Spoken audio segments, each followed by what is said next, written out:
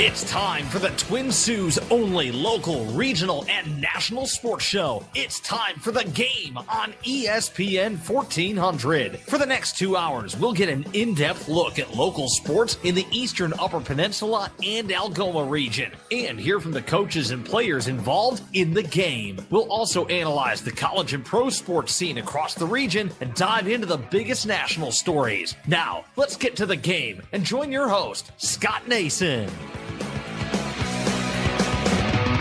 Greetings and salutations, and welcome to The Game on ESPN 1400. You can also hear it online at thegamesportshow.com. As the man said, my name is Scott Nason, broadcasting from our ESPN 1400 studios in snowy Sault Ste. Marie on this Monday, December 9th, 2019. The Game, the Twin Sault's only local, regional, and national sports show.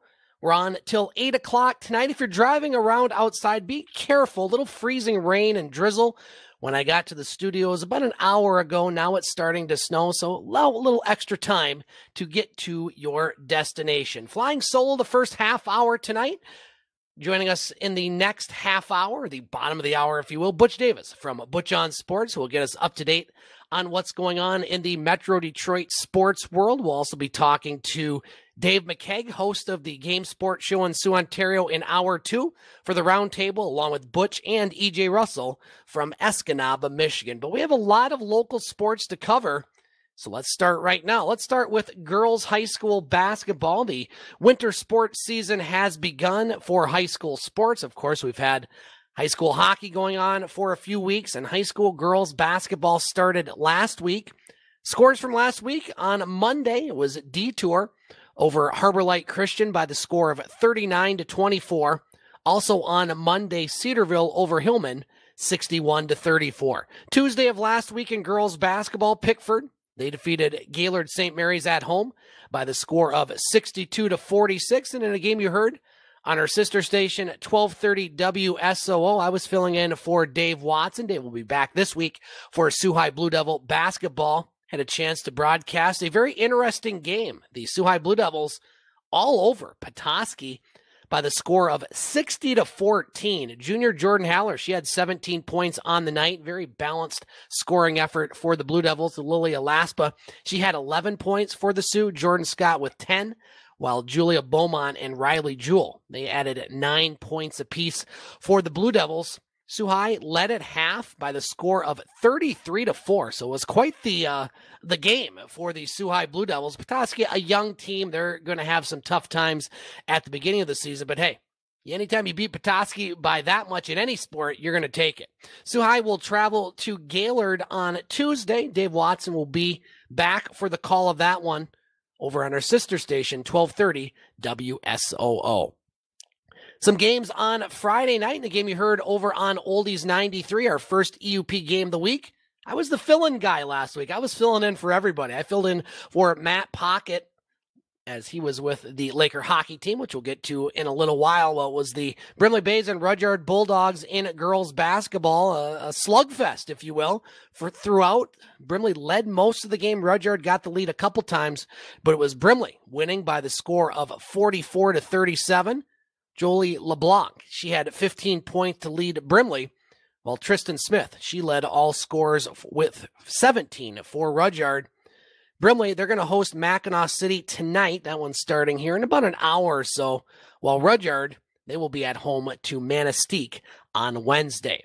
Cedarville improves to 2-0 in girls basketball on Friday as they defeated Superior Central on the road by the score of 60-27. And Cedarville, they're going to host Boyne City tomorrow night. St. Ignace, well, they had their first game on Friday, and you know they're going to be good. Doesn't matter what year, they never rebuild. They always reload down there in St. Ignace, as Doug and Doreen Ingalls do a great job with that program. I happened to be down there this weekend. My son was playing in a middle school basketball tournament for the Sioux team, and you just go into that gymnasium and you look at the banners. Now, a lot of gyms have banners around here, and many do a great job in displaying these banners, but you go into St. Ignace and you look right when you walk in the door, straight ahead underneath that basket, State champions, 5 state championships in girls basketball over the last 20 years. You also have a couple state football championships in past years. Very intimidating. And, well, St. Ignace, they got quite a program down there, and I would expect they're going to have quite a program again this year. And they are going to be playing at Newberry, opening up Straits Area Conference play on Friday. Speaking of Newberry, they fell to Engadine on Friday at home by the score of 52-41. And so Engadine, they're going to host Munising tonight, while Newberry, they're also in action tonight as they will take on Manistee. Looking at the girls basketball schedule for the EUP teams throughout the week, let's go over it one more time again tonight. Newberry is at Manistee, Munising is at Engadine, and Mackinac City is at Brimley. Tomorrow night, a pair of games involving EUP teams, actually 3. Sioux High is at Gaylord, Boyne City at Cedarville, and Pickford at Harbor Springs. Wednesday night, just one game involving local teams. Rudyard will host Manistee. Thursday, Harbor Light Christian is at Brimley, the only game involving EUP teams.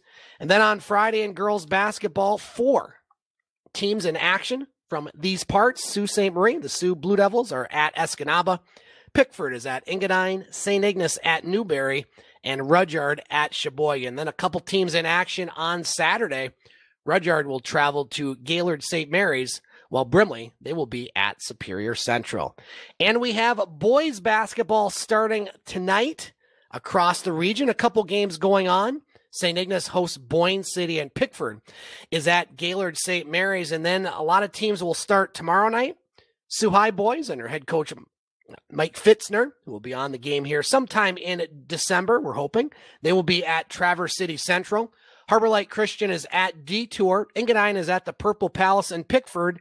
And a game you can hear on our sister station, Oldies 93. I'll be filling in for Matt once again, as the Rudyard Bulldogs will take on the Brimley Bays in boys basketball.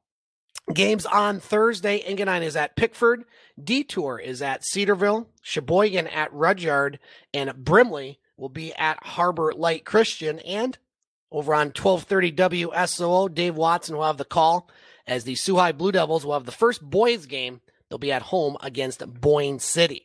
Friday night, just one game involving local teams, St. Ignace at Newberry. Then on Saturday, Rudyard is at Gaylord St. Mary's, and Brimley at Superior Central. So lots of basketball. It's that time of year. It's early December. Usually you get a few games in before the Christmas break, and then, boy, does it get busy. In January and February, we'll have lots of basketball broadcasts, as I mentioned, over on Oldies 93 for our EUP Game of the Week, and 1230 WSOO for our continuing coverage of Sioux High Blue Devil Athletics. Speaking of Sioux High Blue Devil Athletics, the hockey team was on the road this weekend. It's been a tough start for the Sioux High Blue Devils, a very young team, lots of underclassmen, and well, up until this past weekend, they had not scored a goal. The bad news, they lost both games in Escanaba by pretty large margins, but the good news, they finally scored some goals. Nick Gary ended the scoreless drought for the Blue Devils in the Friday night game. The Blue Devils would fall by the score of 9-1. Our own EJ Russell, he was at that game, actually representing our station, and he'll be joining us either later on this hour or definitely in the second hour for his impressions of that game. Then the Blue Devils would fall on Saturday on the ice in Escanaba by the score of 7-2. So Sioux High right now, 0-6 on the season. They will travel to Sheboygan tomorrow night to take on the Chiefs, and then will be in Gaylord for that D3 showcase. They'll take on Grosse Isle Friday afternoon at 2, and then they'll take on Chelsea. No, not the Chelsea that I support in the Premier League. This is the high school Chelsea in the state of Michigan. That one will be Saturday at 4, and you can hear the Friday and Saturday games with Dave Watson over on 1230 WSOO as the Blue Devils look to get on the winning track in what's been a pretty tough start to the year. Sioux Ontario high school hockey, 3 games over the past week, including one last night as it was Nathan Carrion. He had 2 goals and an assist as the Cora Colts beat Superior Heights by the score of 5-1. Tyson Kaluna also had a goal and 2 assists for Cora, while Kyle Birch had a pair of goals for the Colts. On Friday night, it was St. Mary's over Cora by a 6-1 count, Colby Arbor had a pair of goals for St. Mary's, along with Johnny Mackin, Caden Caputo, and Chuck Webb, along with Samuel Lake, also scored for St. Mary's. And then a week ago on Monday, it was Cora opening up with a 5-3 win over Cass. Jordan Cliff had a pair of goals, while Daniel Caricato and Caden Dundas had 2 assists each for the Colts. And so high school hockey beginning not only here in the Eastern Upper Peninsula and Sault Ste. Marie, but also in Sioux, Ontario. Let's take a look at the Soo Greyhounds. And boy, this team has been very tough to try to figure out and predict. You thought maybe at the beginning of the year, wow, this is going to be a potential top 2, top 3 team. And then they hit the skids, losing 11 of 13, get a new goaltender. And well, since that new goaltender has come in, Bailey Birkin, the Soo Greyhounds have been playing pretty good hockey. A tough weekend last weekend at the Memorial Gardens, losing to Sarnia, and then a tough loss to London. But they get things done on the road with 3 straight victories. How about that? The Hounds would start their road trip on Thursday with a 5-1 win. Former Sioux Thunderbird Robert Kalisti, he had a pair of goals, along with Cole McKay, Jaromir Plitnik, and Ryan O'Rourke. The Hounds would follow up that victory on Thursday with another win on Friday at Erie. Tough one, but they win by the score of 2-1. Zach Trott had the game-winning goal for the Hounds on Friday night. Billy Birkin, he finished the night with 28 saves for the Hounds. And then yesterday afternoon in Mississauga, the Hounds, well, they had a perfect 3-0 road trip for the second time this season, as they had 6 goals in the first period. Alex Johnson, Jaromir Plitnik, and Joe Carroll all scored in that first period, while Rory Cairns had a pair of goals in the second. The Hounds led 5-1 after 1. And then they would also score as Ty Cart scored his 13th goal of the season. Billy Birkin, he had 28 saves in net for the Hounds. And so the Hounds all of a sudden starting to make a little bit of a move in the standings. They now are 13-15-2-0. They have passed Sarnia. They're now 4th place in the West, 6 points behind 3rd place Saginaw, and 2 points ahead of Sarnia. Of course, you want to finish in the top 8 in the West. You don't want to be one of those bottom 2 teams, because those teams don't make the playoffs. But if the Hounds continue to put wins together like this against, I think the East seems to be weaker top to bottom than the West. But the Hounds are going to have some Western teams come in, at least 1, 2 actually. The Hounds will be at home on Wednesday, taking on Sudbury. They will also be at home Friday against Owen Sound, and Sunday afternoon, they'll be at home to the Erie Otters. You can hear all those games on our sister station, Rock 101, with Jerry Liscombe Jr. Jerry will have the call of the Wednesday game against Sudbury starting at 6:35. The Friday night game against Owen Sound also at 6:35. And then Sunday afternoon, 1:35 start time pregame show, as the Hounds will take on the Erie Otters. We're going to take our first break on the game. We have lots more local sports to cover, including the Sioux Eagles and Sioux Thunderbirds in action this weekend, another version or installment of the border battle. We'll also talk about the Sioux Junior Greyhounds in action. We'll also look at Lake Superior State University athletics. Lots going on there. The basketball teams with some big results at the Bud Cooper Gymnasium. What a game it was for the men on Thursday. I had a chance to call both those games, and I've called some exciting games, but boy, at the Coop, I don't think I've called quite the game that we had on Thursday. The Lakers just got hot and hit, I think, 8 3-pointers in a row. But that's a little tease. We're going to get to that more next, and then we'll also talk about the Sioux College Cougars, the Laker hockey team, and more. You're listening to the Twin Sault's only local, regional, and national sports show. You're listening to The Game on ESPN 1400. It's Guido again from Guido's Pizza, with the holiday season again and time to gather around family and friends. So think Guido's Pizza, where we have 10 different flavors available daily and 5 different sides that include our famous jalapeno popper bread, wings, subs to complete any meal.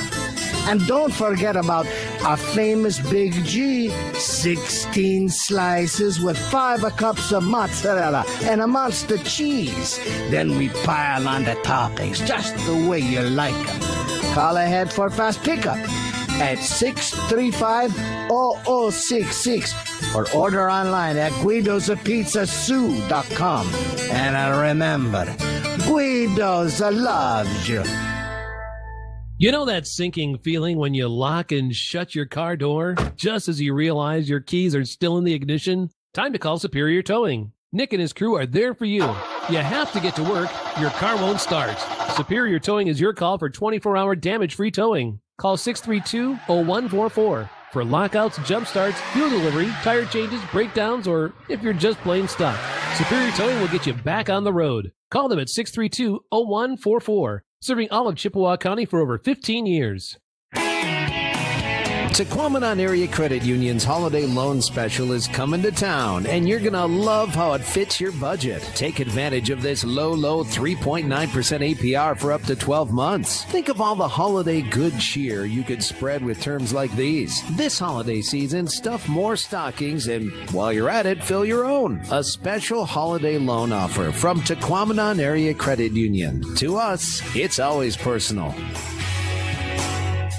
Mike and Vaughn of TC Boat Works in Cedarville invite you to visit the full-service marina and see their expert restoration, maintenance, and mechanical services of both wooden and fiberglass boats. TC offers dockage, gas, and a marine supply store with seasonal dockage outside or covered on site. TC Boat Works will maintain your craft in season, then store indoors for the winter. And TC is now an authorized Suzuki Marine dealer. Like them on Facebook or visit tcboatworks.com or their 2 locations in Cedarville and Hessel.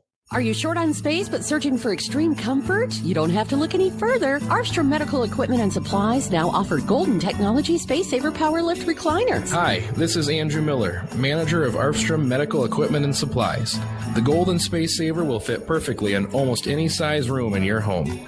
This design is offered in small, medium, and large sizes. With the seamed back and forward gliding recline motion, they require to be placed just 4 to 6 inches from any wall. These American-made lift chairs come in a variety of fabrics to match nearly every decor, and their patented technologies give you the most comfortable lift and recline experience. Consider a lift chair for your loved one this holiday season. Stop in and talk to our knowledgeable staff to see what we can do for you. Armstrong Medical Equipment and Supplies is part of HealthMart Pharmacy, your locally owned pharmacy, located at the corner of Ashman and Spruce Streets in downtown Sioux, Michigan. HealthMart, caring for you and about you. You can catch podcasts of the game at thegamesportshow.com. Now let's get back to it with Scott Nason here on ESPN 1400.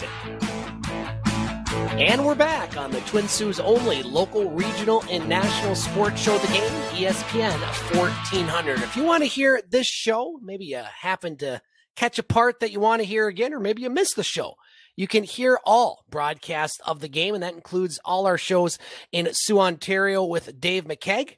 Also includes other broadcasts, including Butch On Sports from the Metro Detroit area, and all broadcasts that I do on our Sovereign Communications stations, including all the games we talked about last week with high school basketball, Sioux Eagles home games, and more. You can go to the website, thegamesportshow.com, or you can go to the podcast site, thegamesportshow.podbean.com. Coming up in the next half hour, we'll be talking to Butch Davis from Butch On Sports. Then at 7 o'clock, we'll keep Butch around and hope to hear from E.J. Russell from Escanaba, Michigan, along with Dave McCaig, host of the Game Sports Show from Sault Ste. Marie, Ontario. Speaking of Sault Ste. Marie, Ontario, the John Rhodes Community Center, to be exact, the latest rendition of the border battle happened on Saturday night. It was the Sioux Thunderbirds defeating the Sioux Eagles by the score of 4-1 as Brock Santa Maria, he had the eventual game winner early in the second period as the Thunderbirds defeat the Sioux Eagles. So after winning 8 straight, it's been a tough road for the Sioux Eagles. We'll talk more about them here in a moment. Warner Young, Tyler Savard, and Colton Hayes also scored for the Thunderbirds, while Dominic Scarella, he scored the only goal for the Eagles. Shots on goal in that game favored the T-Birds by a 38-36 margin. And Dakota Mayer, he picked up the win for the Thunderbirds in net, while Shane Brancato, he took the loss. Eagles were in action yesterday afternoon. There's 5th straight game on the road, and they've only won one of them so far, as 2 points apiece from Caleb Sare, David Campbell, and Nathan Balkwell helped the Blind River Beavers defeat the Sioux Eagles by a 5-2 count Sunday afternoon at the Blind River Community Center. How about this for Noah Sare? 32nd goal of the season and his 69th point. That's impressive. He is having one heck of a year for the Blind River Beavers, while Joel Brandinger and Hayden Clark scored the Eagles goals in the loss. So the Eagles, after winning 8 straight, have lost 4 of 5 on the road. And currently they sit in 4th place in the NLJHL's West Division, 3 points behind the 3rd place Thunderbirds, and 11 points behind the 1st place Blind River Beavers. The good news for the Eagles is they got a whole heck of a lot of home games coming up over the next month and a half. Doing the math, I think after the game they have at Rayside Balfour on Thursday, they'll have, I think, something like 12 straight home games. So Eagles are in decent position. Doesn't help losing 4 or 5 on the road, but with having all those home games, I think they're not in a bad position at all. So as I mentioned, the Eagles will be at Rayside Balfour on Thursday, and then their next home game will be Friday night at Puller Stadium against the French River Rapids. Yours truly and Larry Pozzabon will have a call of that one right here on ESPN 1400. We'll have the pregame show 7:15 on a Friday night.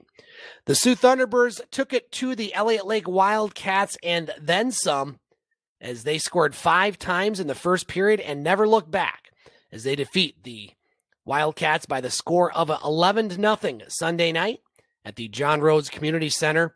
Warren Young, he had 2 goals and an assist for the Thunderbirds while 9 other players scored. So the Thunderbirds right now playing some good hockey in 3rd place in the West, 7 points back of 2nd place Rayside Balfour, and they just have 1 game on the weekend.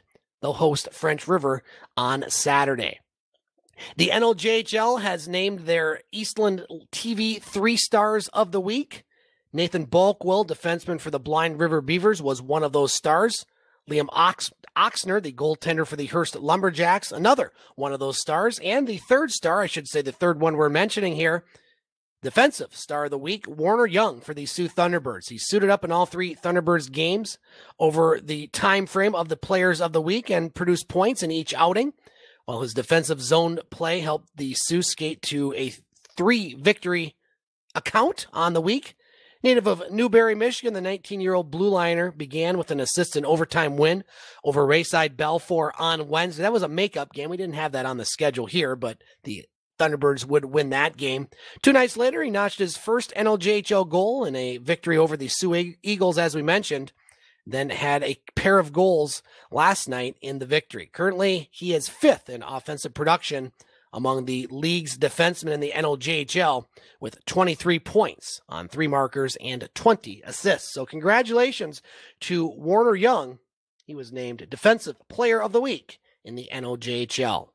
The Sioux Junior Greyhounds also won a pair of games over this past weekend. It was supposed to be a 3-game road trip for the Sioux Junior Greyhounds, but it turned into a 2-game road trip. We'll mention why in a moment.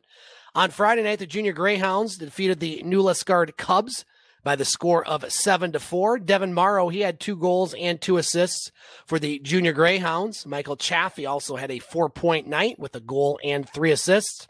Then on Saturday, the Junior Greyhounds, they would win over the Timmins Majors in a shootout by the score of 6-5. As it was Nick Esposito, he had the shootout winner for the Junior Greyhounds and added 2 goals in regulation. He also had the game-tying goal assist, while Michael Beltrano, he had the goal also in the final seconds of the 3rd period. Now, the Junior Greyhounds were expected to play 3 games, but they had a power outage in Kapuskasing. How can it be? Well, it was, and it be. So the Junior Greyhounds, they're going to get a little time off for the holidays before returning to Great North Midget League action December 29th, as they will take on the Sudbury Nickel Capital Wolves. Moving on to Lake Superior State University men's and women's basketball. Exciting weekend at the Coop. And the Lakers would take on Ashland on Thursday night, starting with the women. The Laker women would fall to the number 6th ranked Ashland University Eagles on Thursday by the score of 85-55. Lakers were led by junior Rebecca Villanueva. She posted a team-leading 14 points in the game. Ella Bontgreiger, she had 5 points, and Morgan Villemer had 7 points off the bench. Laker bench played well. They recorded 28 points in the game, but Ashland was good, and they would defeat the Lakers on Thursday. And what an exciting tilt it was for the men, as the Laker men opened up the season with a 99-69 win over then at number 10 ranked Ashland. And it was Xander Okerlund who had a game for the ages. 31 points, 12 of 12 for field goals, 4 of 4 in three-pointers. He did miss a free throw, but that's all he missed that night. The Lakers couldn't miss that night, as Kaymontrese Collins, he had a career-high 29 points. The Lakers would shoot 62% from the field. That's an amazing clip. At one point, early in the second half, they were at 72%. I've never seen a team get so hot as the Lakers did in that first half, and to start the second. They had 8 straight three-pointers. I think they hit 11 straight shots, and it was a nice victory for the Laker men on Thursday. And then on Saturday, the women would get a victory. They would have a slugfest against Wayne State, defeating the Warriors by the score of 48-34.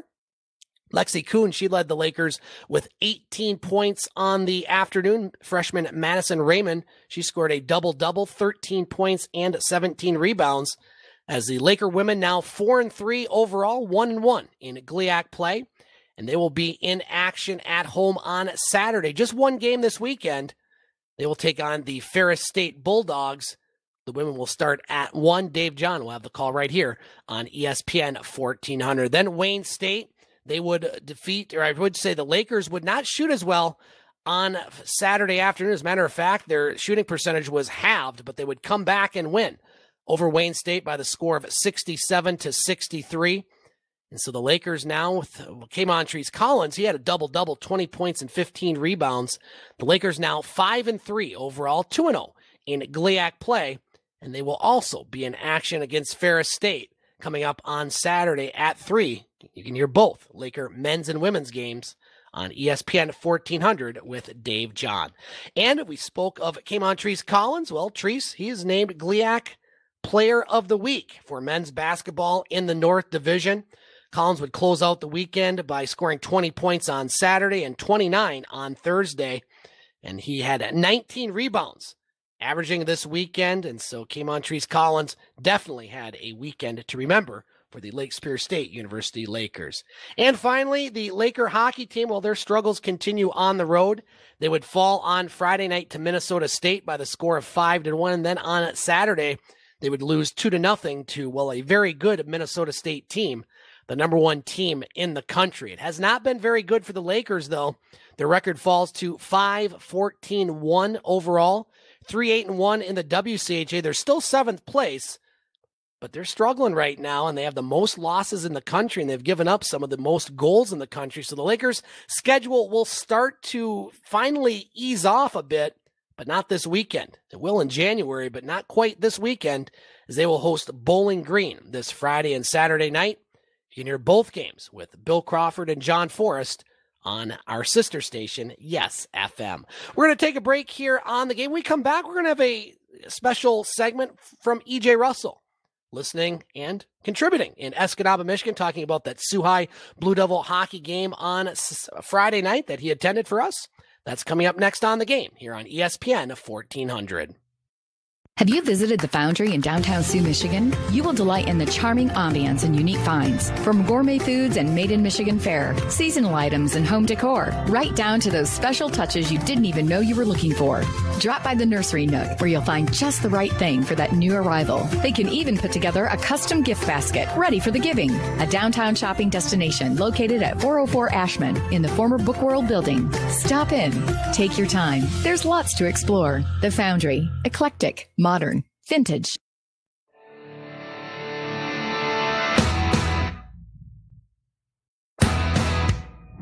Paul Thompson here with Gaylor Thompson Sales and Service, just off I-75 in Rudyard, inviting you to stop in and see the largest selection of equipment in the eastern Upper Peninsula. To complement our full line of Mahindra tractors, we have trailers including goosenecks, dumps, cargoes, car haulers, and utility trailers. We also have a full line of lawn and garden equipment with Cub Cadet and Exmark. Over 50 mowers to choose from, a full line of parts, and we service what we sell. Looking for an outdoor wood or pellet furnace or parts? We stock water pumps, exchangers, PEX supplies, and more. Also, check out our full line of Boss and Fisher snow and ice equipment. Here at Gaylor Thompson and Rudyard, we are open Monday through Friday, 8 to 5, and Saturdays, 9 to noon for your convenience. Just off I-75 in Rudyard, 30 minutes from the bridge. If you need it, we have it. Give us a call at 906-478-3026. Hope to see you here.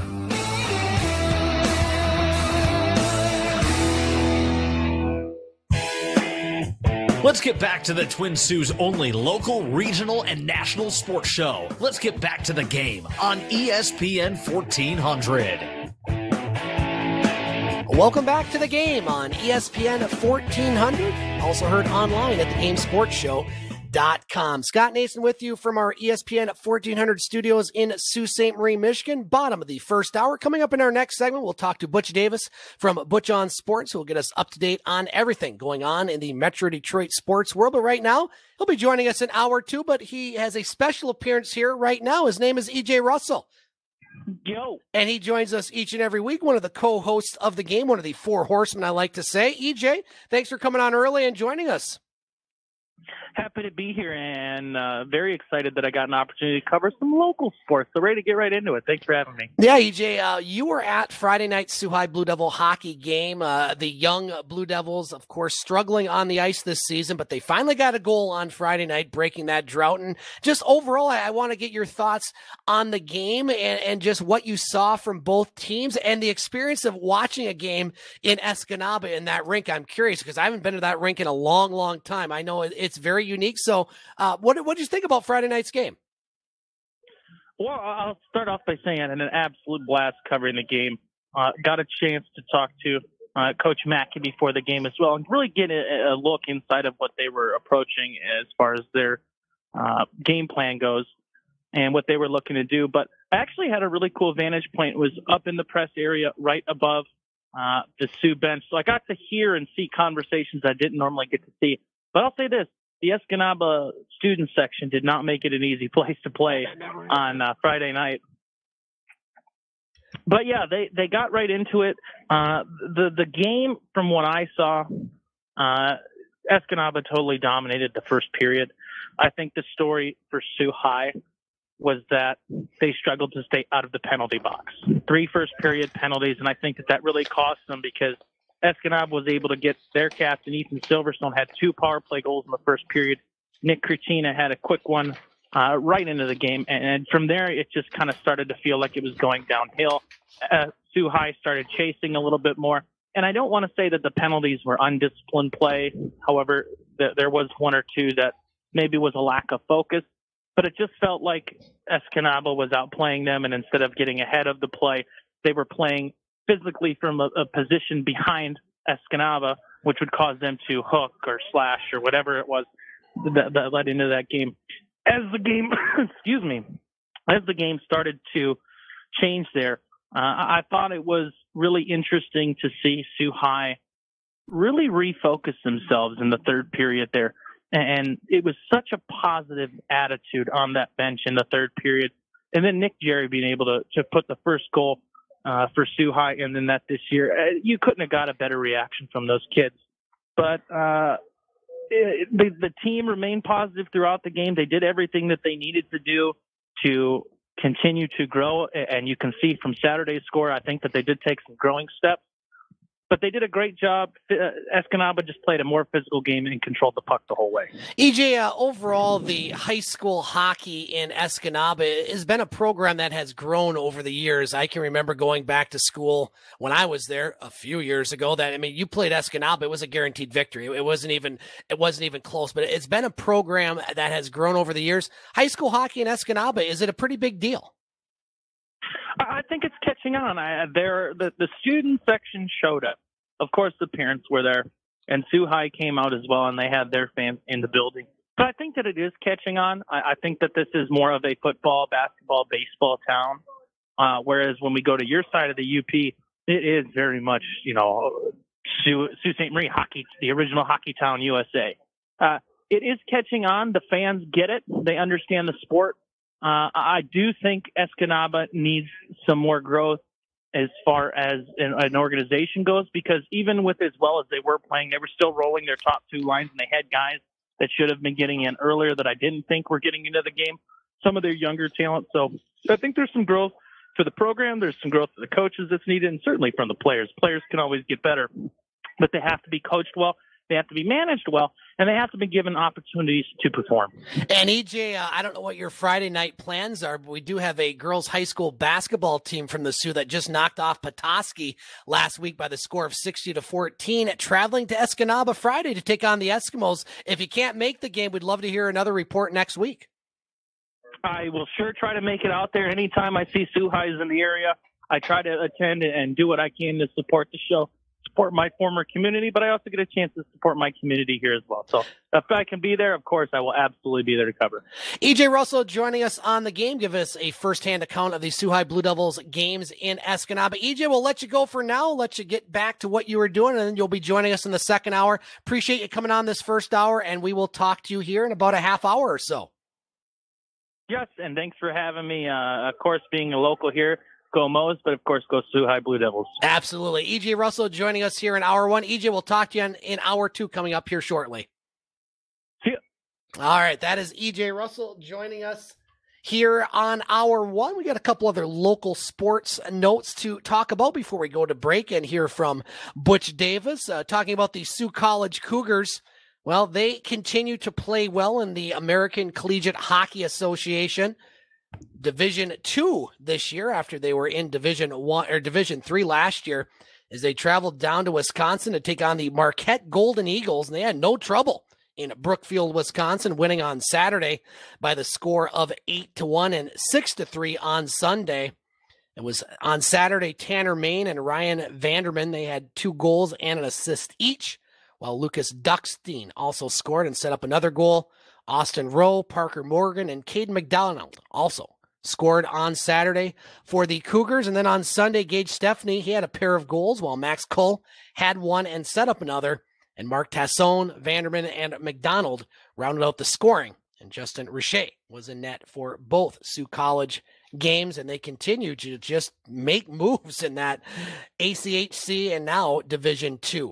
Track and field for the Lake Superior State University Lakers started on Friday as they were in Saginaw for the Saginaw Valley State University Holiday Open. And in her first ever pentathlon was Elizabeth Setsuda, placing 11th out of 12 for the competitors involved in that one, as she finished with a 800-meter run and a 6th place finish. 5th in the 60-meter hurdles with a time of 11:28 and 5th place in the high jump. So Studa also competed in the individual long jump, where she finished 6th with a distance of 5.08 meters. On the men's side, freshman Riley Traver had a strong showing as he placed 5th overall in the men's 60-meter dash with a time of 7:33. Riley Nichols and Tyler Somerville also ran the 60-meter distance, finishing with times of 7.61 and 7.80 respectively. The Lakers will be back in action on Friday, January 17th at the Doug Hansen Open, hosted by Saginaw Valley State at the SVSU Fieldhouse in Saginaw, Michigan. So that will wrap up our local sports coverage. Lots going on right now, but we've only scratched the surface on what we are covering tonight. Our next guest is waiting in the wings, our co-host and good friend Butch Davis, who will join us here after the break. Talk about everything going on in the Metro Detroit sports world. You are listening to the Twin Sioux's only local, regional, national sports show. You're listening to The Game on ESPN 1400. Mo at M&C Water Systems has a solution for all your water needs. Want clean, fresh drinking water? M&C Water Systems proudly distributes natural, artesian water for all your bottled water needs. Cooler rental and bottled water delivery for your home and office are available. M&C Water Systems delivers to all the local islands, too. Need a water filter? M&C has them. Need a softener? Drinking water system? Want to find out about reverse osmosis? Call Mo at M&C Water Systems today at 906-647-7307, serving the Eastern Upper Peninsula for over 25 years. The local housing market is competitive, and unless you have the right team in your corner, you might miss out on your dream home. That's why happy customers choose Old Mission Bank for their home mortgage needs. We provide quality service from the time you submit your application to closing and then through the entire life of your loan. Let our friendly, knowledgeable staff be your financial partner. Call or stop by to check out our competitive rates and all the other fast, simple solutions we offer at Old Mission Bank. We're located in Pickford and Sault Ste. Marie, Michigan. FDIC insured, equal housing lender. After more than 5 decades as your local Honda dealer, Leach Sports Center will be making the transition back to its roots as a quality retail store for hunters and outdoor enthusiasts. Don't worry, Leach will not be closing its doors, but this transition means huge savings for you with Leach's major liquidation sale on now. As temperatures drop, so are the prices at Leach Sports Center. Fresh inventory is arriving daily, but don't wait to stop in as items are selling quickly. Make sure to take advantage of the annual boot and sock sale. While you're there, head upstairs for amazing buy one, get one savings on ladies' outerwear and apparel. Helmets are now 30% off, and cross-country skis and snowshoes have arrived too. From hats, accessories, and more, stuff their stockings with savings that are Santa approved. The mega liquidation sale is on now at Leach Sports Center, 2512 I-75 Business Spur in the Sioux. Shop now while size and selection are at their best. You can catch podcasts of the game at thegamesportshow.com. Now let's get back to it with Scott Nason here on ESPN 1400. 6:40 on the game, ESPN 1400. Scott Nason with you from snowy Sault Ste. Marie. We're joined next by our co-host, weekly contributor, and all-around great guy, Butch Davis, host of the show Butch On Sports, which you can hear on his podcast page, Simply Butch 2. That's TOO.podomatic.com. You can also catch Butch's shows on the website, thegamesportshow.com or thegamesportshow.podbean.com, as Butch joins us each and every week to talk about the world of sports from a Metro Detroit sports perspective and just an all-around perspective. Butch, it's cold and snowy up here. I hope it's better down there. How you doing tonight, my friend? 51 degrees and drizzling at this present, and more rain to come here. Well, you can have the rain. We'll take the snow. And, well, it's been raining on the Detroit Lions parade all season long, Butch. The Lions blown out by Minnesota by the score of 20-7. The Lions have now lost 8 straight, 9 of 10. First time all year they never led, but really they were never in this game at all. And so the Lions, Butch, 3-9-1. Good news, they have the 5th position right now for next year's NFL draft. The bad news is this Matt Patricia, Bob Quinn thing, don't know if it's working out. Patricia has won 9 games in 29 games coached as the Detroit Lions. 9-7 was good, not good enough to fire the last guy. What's the word in Detroit, Butch? I'm hearing all sorts of things. You're there. I want to hear what you have to say. Well, right now, there's no rush to get rid of the coach. I know other people feel totally different about that there, but again, first and foremost, and I talk to, because we got fans who pay their money or take their time to listen, go out and get snacks and stuff and support the Lions. And one of the things that I guess the big talk is that, the transparency of the Detroit Lions and their players, the injury there. And we get to start off with a Matthew Stafford, but other players as well. Well, the good, bad, or ugly there, and there's really ugly twist into this of the Lions. As of last week, the NFL fined the Detroit Lions, Matt Patricia, Quinn, and a couple of other people for not relenting or releasing the medical reports on the players and whatnot in a timely fashion there. However, the Minnesota Vikings, they played a perfect game. They got a pretty darn good defense.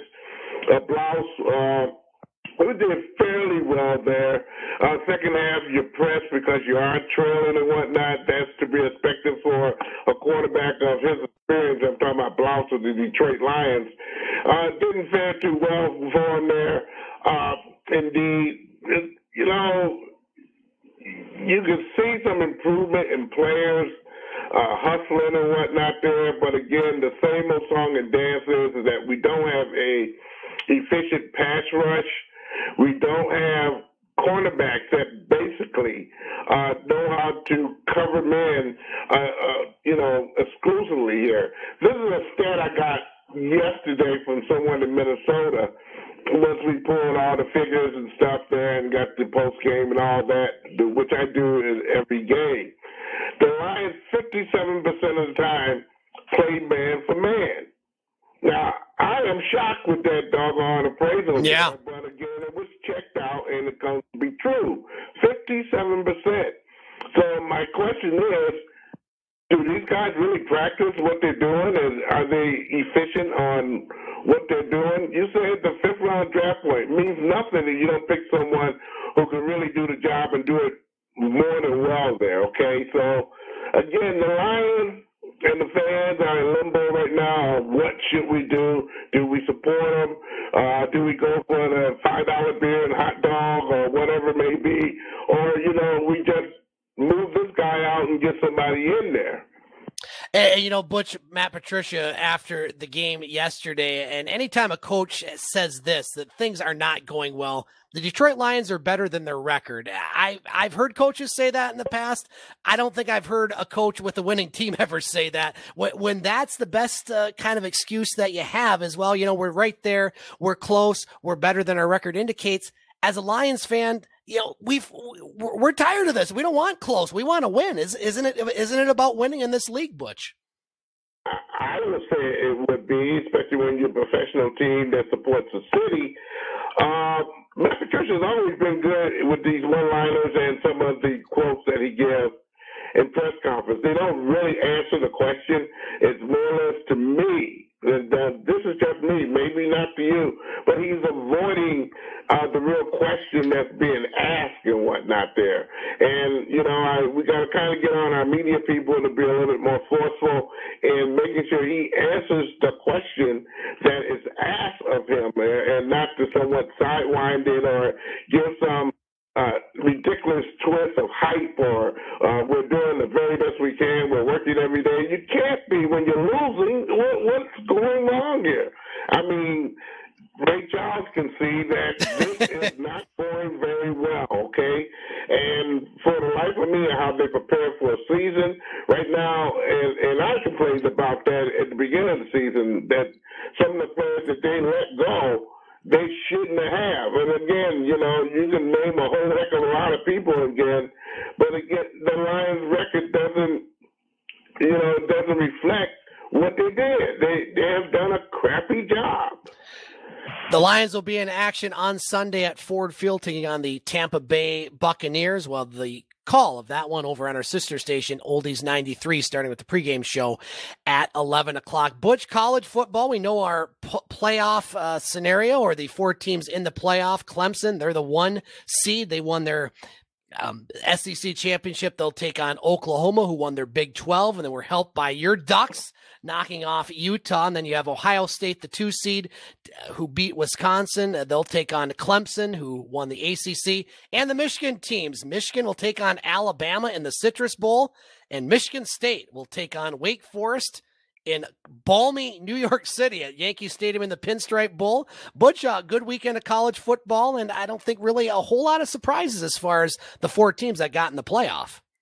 Well, that wasn't no surprise at all there. Okay, they rearranged some places there, but again, as the old song says, it was a lot of good teams in there from 1 to 10, okay, who only lost only one game, okay. Again, we need an expanded type of playoff system there that reflects on that there. You can't keep doing what you're doing and expect everybody to get all hyped up about it, because they're not, okay? That was a lot of questions, where the actual judges, and some of them have been named per se there, but again, when the crap hit the fan there, you have what you have. I'm not saying these teams are not deserving, okay? They're very deserving, I don't know what here, but when you see other teams down the road a piece there with good records and they're not being rewarded as such, as a playoff contender or something of that nature, it is very bad. When Division II and Division III can replicate a playoff system better than Division I, there's something absolutely wrong here. And I think the NCAA got to get this right. sooner than later. Of course, it'll be very much so later, when they decide they do something about it. But again, some people, I guess, in the North country here, were not really impressed. As far as Michigan's concerned, there, Citrus Bowl, not too bad. They play a good Alabama team. That's going to be a pick of the chick kind of a good game. Michigan State, on the other hand, I know you love them dearly here. I think they did a disservice to the state of Michigan there. They were offered that particular game in downtown Detroit. Yeah. And when the New York branch came about, they accepted the New York one. I don't know why they want to get out of town. I don't know. But again, I think that's an injustice. And that game would have been sold out if Michigan State would have played in it. Besides that, you're going to get Eastern Michigan and another team to participate. So, again, a game that should be somewhat a little bit more exciting, especially with in-state people. Eastern Michigan doesn't draw a whole heck of a lot. Not putting them down at all, saying they're not deserving to be where they're at.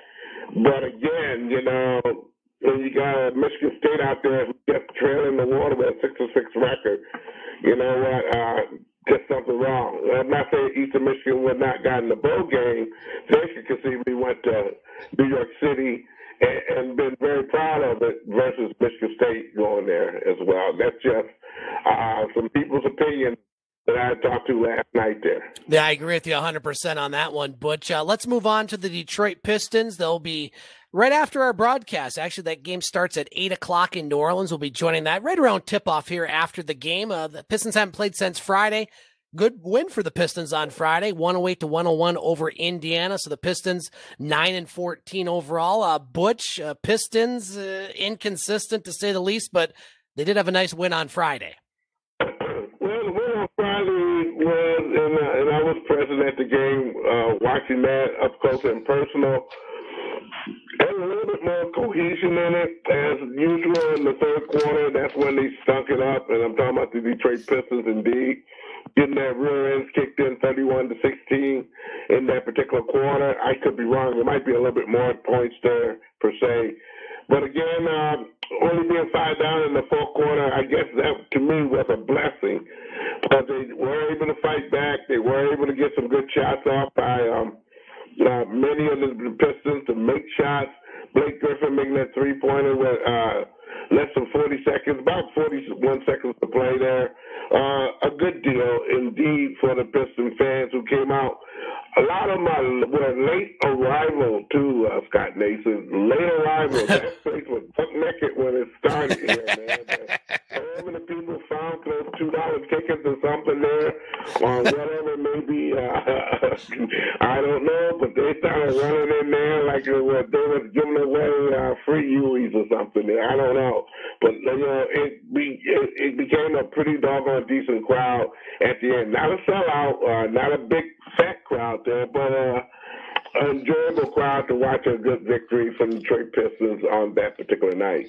Bush, before we get to the Wings, I know you talked about this on your show, but one of our favorite players, at least one of my favorite players for the Tigers, Lou Whitaker, was hoping to maybe get elected into the Baseball Hall of Fame. Well, it's not going to happen this year, as he was not one of the players selected for the Hall of Fame. Your thoughts on that? Lou Whitaker, is there still a chance that he gets in? Because if you have Trammell, you got to have Whitaker, in my opinion.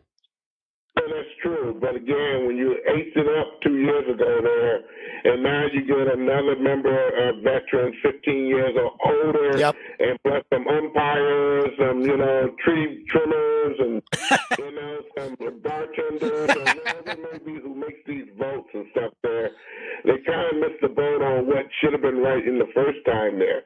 Because when you go to the second and third time there, people are going to ignore to get their people in.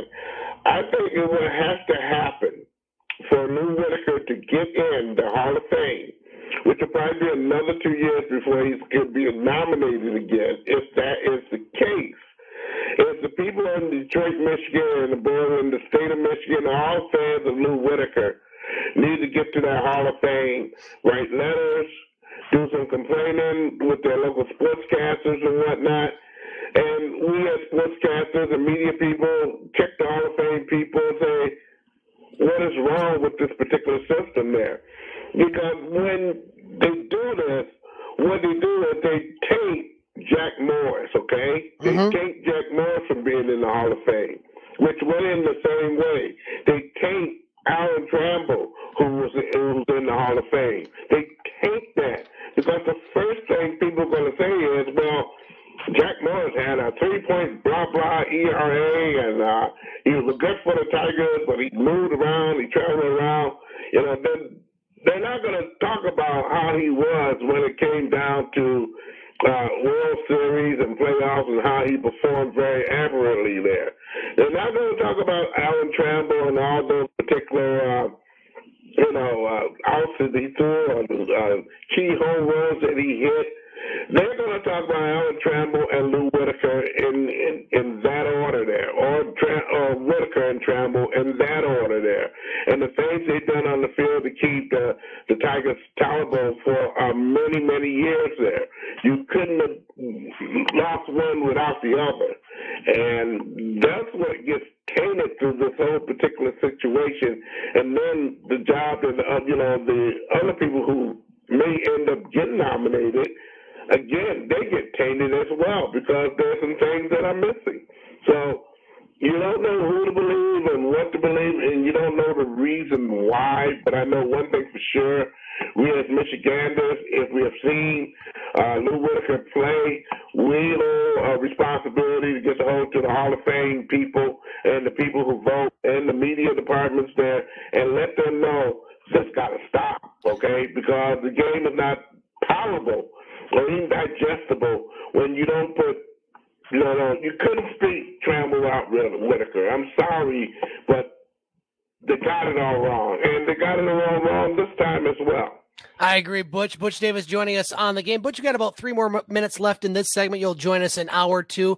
Detroit Red Wings lose their 11th straight game at home on Saturday night. A little bit of a better effort, but they would fall by a 5-3 count to Pittsburgh. So the Wings, worst record in the league, 11 straight losses. They will be at Winnipeg tomorrow night in a game you can hear on 1230 WSOO. Butch, a little more life to the Wings, but it's still been a very tough season so far. Yeah, I bet a lot of people say they can stay in Winnipeg. Red Wings, I think, going to them this weekend as well. It's just the grind of Red Wings, but to say, I don't think the effort that they should be putting out, they're putting it out. I think there got to be some kind of arrangements being made. I think maybe the general manager need to let them know what that emblem in the front stand for instead of the name on the back, okay? And they're not playing like the Detroit Red Wings once upon a time. And I don't think those young kids got the message there. And for that not to happen, they're going to continue on doing the same old song and dance. And then eventually it's going to be some changes in coaching staff and what it may be, where, again, you'll see players get flopped around or get the right formula in the play there in order to get things done. Like I said, there are some players in Grand Rapids need to be down here right now. And there's some players here in Detroit need to be either gone or put on waivers or sent up to Grand Rapids themselves there, okay? So right now, they don't have the great mix of people that they can really depend on to give some consistency on the ice. Butch, we got 1 minute left. High school basketball starting for the boys tonight. The girls started last week. What are you watching down there quickly? Not a doggone thing here, man. Not a thing. We're just getting wound up with football there, and I'm wrung out to dry with that. Sure. Wrung out to dry with a lot of things a couple things happened in River Rouge that was not too pleasant this weekend. 2 people getting shot and killed. They're supposed to have a parade today that was canceled due to some of the mishaps going on in River Rouge here lately here. I think the parade will be scheduled at a later date, another time there. But again, just a lot of things ripped apart in that particular city as well. some of the people you knew. And when these particular shootings happen, was maybe 2 or 3 blocks from where I was raised at here. So it doesn't, it doesn't give any type of ring for a neighborhood that was once upon a time one of the best kept neighborhoods in the state, I would say there. And it just looks bad right now there. So not to give you the discount those kids who are playing basketball, we'll get to them sooner than later, because I'm still watching middle schools have a say at it there. And the boys, and I did not know the boys play first. Yeah. Their season's over, then the girls have the season. I did, and as long as I've been doing sports, as long as I did, the middle school, I normally would tremble in that during the late part of the season where I get to see both, but I didn't know it was separated there. So your friend got to get back in the groove here, checking some things on out here so I can be in my rights here, boy. And I apologize to everybody there on that one. Bush, you're always in the groove on this show. We appreciate you coming on hour 1. Stand by. We'll have you to start the hour 2 here on the game. All right. All right, we're going to take our top of the hour break. We'll be rejoined by Butch Davis. We'll also be hearing from E.J. Russell and Dave McCaig in the second hour. You're listening to the Twin Sault's only local, regional, and national sports show. You're listening to The Game on ESPN 1400.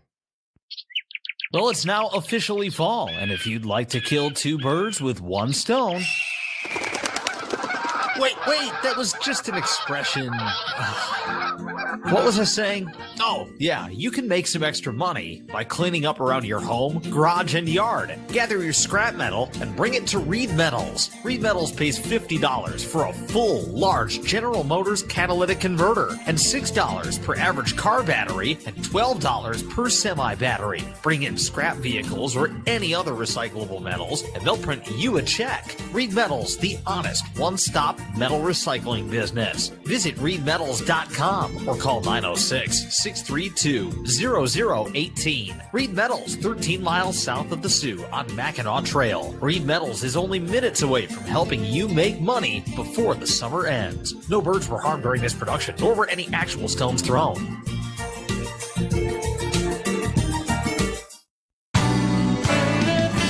In our fast-paced world, who has time to wait for a debit card to come in the mail? Whether it's a new card or a replacement, Central Savings Bank knows you need it today. CSB delivers with instant issue debit cards. Stop in at any branch. See what CSB can do for you. Equal housing lender, member FDIC. Central Savings Bank. Ask what we can do for you. In our fast-paced world, who has time to wait for a debit card to come in the mail? Whether it's a new card or a replacement, Central Savings Bank knows you need it today. CSB delivers with instant issue debit cards. Stop in at any branch. See what CSB can do for you. Equal housing lender, member FDIC. Central Savings Bank. Ask what we can do for you. Looking for the lowest prices and the best deals on quality used cars, trucks, or SUVs? Look no further than Rodenroth Motors. We have the largest selection of quality pre-owned certified vehicles ever, all priced below book, and all come with a 12-month, 12,000-mile warranty. It's our way of standing behind what we sell and guaranteeing you that you'll get the highest quality pre-owned vehicle only at Rodenroth Motors. Stop in and check out our largest selection ever, with prices starting at $49.95. I'm sure we'll have something for you. Don't forget to look for the hang tag specials. These units are clearly priced at or near dealer cost. Just another way we can save you even more money. Come see why all roads lead to Rodenroth Motors for Chevy, Buick, and GMC, the #1 volume dealer in the Eastern UP, at the corner of 3 Mile and Mackinac Trail in beautiful Sault Ste. Marie. Find us on the web or like us on Facebook. Chevy, find new roads. Let's get to the second half of the game here on ESPN 1400, WKNW, Sault Ste. Marie's sports leader. It's the Twin Sault's only local, regional, and national sports show. Now, here's Scott Nason. And welcome back to the game on ESPN 1400 and online at the Game Sports Show. ESPN1400sports.com. Scott Nason in the ESPN 1400 studios in snowy Sault Ste. Marie, Michigan. We're continued to be joined by Butch Davis from Butch On Sports in rainy Metro Detroit. We'll be joined here in about 15 minutes by Dave McCaig from Sault Ste. Marie, Ontario. And we're joined once again by our contributor, co-host, and all-around good guy, EJ Russell. Yo. Back here on the roundtable. We got the entire band almost assembled, guys. First, EJ, thanks for joining us. Butch, thanks for rejoining us. And it's time for the roundtable. And this is the time where we banter about the world of sports and some topics, getting into some good discussions, sometimes heated conversation, but it's good information, and we love doing it. So, EJ, you are our newest contributor, and so I'm going to give you topic number one. Butch, you'll have first crack, and then myself. So, EJ Russell, in very snowy Escanaba, Michigan, what's on your mind tonight in the world of sports? Well, I think this one's the easiest one to talk about, and that's that the college football playoffs are set, and we are good to go. We are going to figure out which of these four teams will be our NCAA champion. So my question to you guys is, going into these matchups, number one, who do you have in the LSU-Oklahoma matchup? And then who do you have Ohio-Clemson, and who's your national champion? Butch, we talked a little bit about this in the last segment. EJ's topic, what are your thoughts? Ooh, that's a tough question here, man. That's a really tough question because when you flip these particular teams around there, they're very competitive, per se, there. Oh, boy, EJ, you put a stunner on me this time here, man. I'm still feeling it from the jaw. I'm looking at the first game at the 4:00 there. I think that's Clemson and, well, wait a minute here. Let me get that right here. Yeah, that'll be Oklahoma and LSU. I'm going to say Oklahoma. I'm going to say Oklahoma because they're experienced. Not so much as a team, but kind of been there before, and the quarterback has something to prove. I'm going to pick Oklahoma in that one. Now, in the old nightcap, Ohio State and Clemson, that's going to be a barn burner, and I hate to be a clown, but I'm going to be. I'm picking Ohio State over Clemson. The reason being because Ohio State has played a pretty good schedule, such as Clemson has, but it has not. Their schedule of Ohio State has not been full with milk and sugar. They have played some good talents. Big Ten is no slop this year. I'm going to pick Ohio State in that one. Just saying that, and again, I'm going to say it, nice and loud. I feel that, and many feel now, that the playoff thing is time to talk about expansion of that there, okay? That's just plain and simple. I'm looking at from 1 to 10, there's some pretty doggone good teams who are deserving the further this season. And they're the same record as maybe Oklahoma. But again, they won't have that opportunity. They'll go to some pretty good bowl games per se, but I think we get more people involved. When Division II and Division III can have a playoff system comparable to picking up the best team in the country, Division I could do it as well. Butch, I'll piggyback on the expansion of the playoffs before I get to the teams that I think will win the semifinals. And the playoff system was very lucky in this case because everything worked out. Alabama losing to Auburn really helped the current setup because if Alabama would have beaten Auburn, of course, woulda, coulda, shoulda, but we're just saying in this case, Alabama and Oklahoma would have been 4-5. Then you had a lot of debate, maybe because Oklahoma won their conference, it might not be as much of a debate, but they need to look at expanding the playoffs. I've been a proponent of that for many years on this show. Butch, I know you have. EJ, I know you offer a different opinion, I think at least last year, but looking at the games and, who plays whom, LSU and Ohio State, I just have a hard time seeing either one of those not get to the final. I think they've been the two best teams all year, coming out of arguably the two best conferences of the year. Both teams having to be tested, obviously with LSU in beating Auburn and Alabama and a pretty good Georgia team, and Ohio State. I mean, you look at their last three games that they played, got some adversity against Wisconsin. They hadn't had a whole lot of adversity against Wisconsin, and they win that. They go to Michigan, who was playing very good football, and steamroll the Wolverines, and then beating Penn State. They beat Wisconsin again in the regular season. I just think these are the two best teams. Clemson, who have they beat this year? They haven't really beaten anyone, but they're the defending champ. And you always say, in order to be the best, you got to beat the best. And so Ohio State, if they're going to be the best, they're going to have to beat at least last year's best. So I have a hard time not seeing it Ohio State and Clemson in the national championship. EJ, great topic. What say you, sir? Well, first off, you guys, Scott, you hit it on the head. I'm emphatically against expansion of the college football playoff. And I think that this year really shows why the system can work. Okay. Yes, there will always be some parity, some conversation about, oh, maybe this team deserves to get in and maybe this one doesn't. It's the first time in the history of college football playoff where everybody knew by the end of Saturday night who the four teams were going to be. Yeah. The question was in what order. Okay. And I think that the playoff committee got it right. I do think that LSU is the best football team in the country. And I think that they kind of showed that against Georgia, who looked a little weaker. Jake Fromm got injured in that game, did come back and finish, but they didn't look like the Georgia of old. And I think that Joe Burrows proved a lot in that game by using his legs, where it was in situations where it looked like it was a for sure sack and then turn it into a 10, 15, 20-yard runs. I mean, he did things that he's so undervalued as a runner. And I just think that he really proved to me that he is the Heisman candidate this year. And a lot of people think it's Jalen Hurts. Jalen Hurts has played 2 games against Baylor, and in neither one of those has showed me that he's the best player in the country.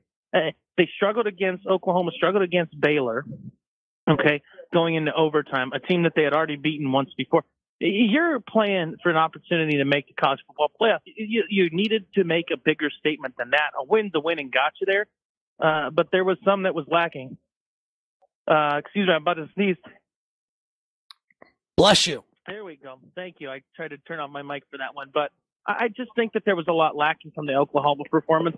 The one thing that I will say, I'll take LSU over Oklahoma all day, just because Oklahoma has, they lost to Kansas State, a team that wasn't very good at the time they played them. Not to say that Kansas State is a bad team, but they don't play much defense in the Big 12. LSU is one of I believe they're the first team in the college football playoff era to beat 5 top 10 teams in a single season. Nobody else has ever done that, so they deserve their number 1 ranking. As far as OSU Clemson goes, that's actually a trickier game than a lot of people realize. Okay, last time Ohio State played Clemson in the playoff and in the Fiesta Bowl, Ohio State became the first team to not score a point in a college football playoff game and got beat 33-0. This Clemson team has gotten better as the year's gone on. This Clemson team now has a chip on their shoulder. Listen to the way that Dabo describes his team. He says, no, people were saying, oh, they haven't played anybody, They went out and put a butt whooping on Virginia, the ACC championship game. An absolute butt whooping. So the Clemson game scares me. I think if I saw correctly today, OSU's coming out as a slight underdog in that game. But I'll take the speed of Ohio State. Okay, they're starting to move indoors onto the turf. That's where Ohio State's going to prove that they're a faster football team. And they got a guy on the defensive side of the football in Chase Young that is absolutely dominant and can wreak havoc. Even if he's not getting sacks, he's taking double teams and taking, blocks away from other players that open up opportunities. I think that Ohio State's running game and defense will hold them there. I think that game will be closer. I'll go with like a 28-30 kind of score. I'll take OSU and I'll take LSU for a 1-2 matchup in the national championship. Great topic, EJ. Butch, your turn for a topic. If you have anything to add to EJ's topic or you want to start a new one, the floor is yours, my friend. I don't know about the floor. Georgia had a lot of people bummed up in that game, too, now. We don't want to discount that there. Yeah. Again, I'm going to pick Oklahoma to beat LSU. Oh, well. In the meanwhile here, let's talk about the Detroit Lions, okay? Matt Patricia believes that the Lions are better than their record are. I said, poppycock, okay? Being it's Christmas time. What do you two think about the Lions here in general? Plain serious there. And I know EJ got a lot of good things to say about the Lions there. Being that his team is a better winning team than the Lions for various reasons. So I want to hear it. Butch, I'll start, and again, I feel like I'm a broken record on this subject because I've been doing radio now for about 11 years, give or take, with a couple years off, and I can recall a time back in another lifetime, it seems, when I was on the air with somebody you both know, our good friend Junior, Paul Van Wagner, and I publicly divorced the Lions of my feelings on the air. It's been good. It's been a good life for me ever since. Everything's worked out very well for me because it's a team that you just scratch your head every year. It seems like something different happens. And the Matt Patricia experience has not been a good one because you look at where this team was when he inherited this team. And, you know, words have meaning and statements have meaning. And when Bob Quinn, in getting rid of Jim Caldwell, a guy that had above or 500 or above seasons, 3 of the 4 years that he coached, he got the Lions to 2 playoffs, including an 11-5 season, which seems like it was a million years ago. This was not a team that they didn't have an empty cupboard coming in to Detroit. This is a winning football team, albeit maybe not the best team, but they were at least mediocre. And I think Lions fans right now would take mediocre, but they don't, because the Lions fans are one of the most craved fan bases. EJ, your Cleveland Browns would definitely be another one of those teams, the only two in the NFL that really are in that category. And 9-7 wasn't good enough for GM Bob Quinn. He said it when firing Jim Caldwell and hiring Matt Patricia, the New England way. Well, the New England way right now is not working very well. This is a team that has lost 9 of 10 games, 8 in a row. And when coaches, and I mentioned this with Butch in hour one, EJ, when coaches say we're better than our record indicates, things aren't going well. And it's tough to fire a coach after 2 seasons because, you know, a lot of times, I mean, look what happened in San Francisco with Shanahan. Many people were saying to get rid of him after a 3-13 season. They lose Garoppolo most of last year. The Lions have lost Stafford, but I don't think that lies the problem, not having Matt Stafford in the lineup. Would they have won a couple of these games with Stafford in the lineup? Probably, but coulda, shoulda, woulda. These other teams have other quarterbacks that come in that seem to do a good job. It's not going well, and I just don't see a lot of hope as far as this team and the direction under Matt Patricia. Again, this is a team that was 9-7 2 years ago. Patricia's coached 29 games. They've won 9 of those. And, you know, throw out that Green Bay game last year where Green Bay really didn't have anybody in the lineup. But really, they've won 8 if you want to look at fielding a good team. And so I'm not a fan of Matt Patricia. I'm certainly not a fan of keeping him after the season. Is he the reason that the Lions are struggling? No, but he's definitely not helping the cause. And you know how it is in this business. You got to win. You got to win now. Look what happened in Carolina with Fox. They got rid of him. You're going to see Matt Patricia, I think, gone after the season, as you will see GM Quinn. At least I'm hoping as a Lions fan, because this obviously isn't working out very well. EJ Russell, your thoughts before we go to Butch with his? Well, the one thing that I believe is important to keep in mind here, the Lions have 9 losses on the year and 1 tie. That tie of the Arizona Cardinals was a game that early in the year, as poor as the Cardinals looked on paper, that was a game you needed to win, not tie, okay? But look at their 9 losses. 6 of those 9 losses are by 1 score, okay? And this is a league that in close games, you need to find a way to be able to win football games. And the reason that I'm choosing to point this statistic out is because if you have good leadership and good coaching, you should win the majority of those games just by pure coaching alone, okay? 6 of 9, okay, that's a failing effort, all right? You've got beat by 8 or more points multiple games this year, okay? Beaten by a Dallas Cowboys team that's proven that they are not very good whatsoever. You know, you struggled against the New York Giants. It was a 31-26 loss. To me, the one thing that does it above all else, the 2 things that I think, if with the way that this year's gone, Matt Patricia has to go, is number 1, you lost on Thanksgiving. Okay, that's your showcase. You gotta your showcase game on Thanksgiving is one that you need to nail. And then number 2, you cannot lose to these Washington Redskins, who are more mismanaged than the Lions. It sounds like Dave's just getting in and Scotty doesn't know that he's not muted, but the Detroit Lions. I'm muted now. Can't find you can't find a way to lose a game to a team that is more, and an organization that is more mismanaged than you are. Time for a top-to-bottom scrub down. Matt Patricia's not the answer. You want to keep him around, put him back on the defensive side of the ball. With him, his back or his hat and his pencil, maybe that's the problem. He needs to turn his hat back around. But I just don't know what's happening in Detroit. You got guys in Marvin Jones Jr. and Galladay that are showing that they're talented. You have one of the toughest quarterbacks on your team in Matt Stafford. You're still finding ways to lose football games. You have issues on the defensive side that you need to address. But I think losing 6 of 9 games by 1 score, or 6 of your 9 losses are by 1 score, you got to find a way to be more competitive in those close games, and that comes down to coaching. Butch, your thoughts on a great topic, the Detroit Lions? You know what my thoughts were. I called my dad Lions thing, and you fill in the blanks. The letter begins with an F. Okay. With that just saying there. With that just saying there, I think the Lions fans are right now, they're fed up. Thanksgiving, again, and you guys mentioned it very well, that's a showcase game that really showcased not only our city, the fans, rampant as they are. It showed that everybody can go home happy and enjoy their turkey. Instead, everybody had to go home drunk with their heads between their legs and stuff. And it's not good. It's not good at all there. Matt Patricia, as a coach right now, he's not been very good. He's not been very assertive with saying, he might be saying it's my fault.